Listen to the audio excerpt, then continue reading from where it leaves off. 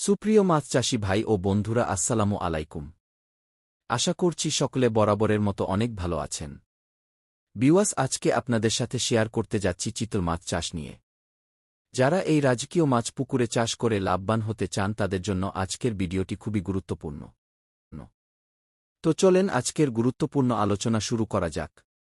চিতল মাছ বাংলাদেশের অন্যতম জনপ্রিয় ও সুস্বাদু মাছ।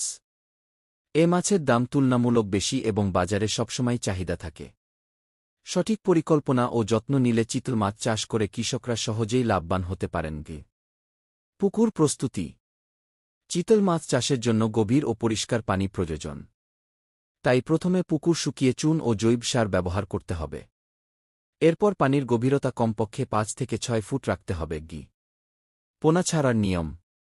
চিতল মাছ সাধারণত মিশ্র চাষে ভালো হয়, তবে চাইলে একভাবেও চাষ করা যায়। প্রতি শতকে 10 থেকে 15টি পোনা ছাড়া উত্তম। পোনা অবশ্যই স্বাস্থ্যকর ও সক্রিয় হতে হবে।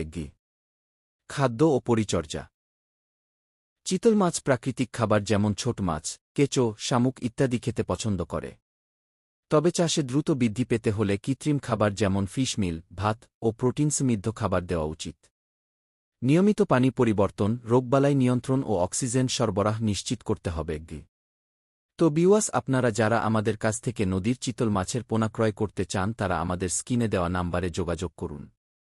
আমাদের এই চ্যানেলের থেকে আপনারা 100% গ্যারান্টি সহকারে উন্নত জাতের চিতল মাছ ক্রয় করতে পারবেন। আমরা নিজস্ব পরিবহন দ্বারা দেশের সকল জায়গায় মাছের পোনা হোম ডেলিভারি দিয়ে থাকি। বাজারজাতকরণ ও লাভ।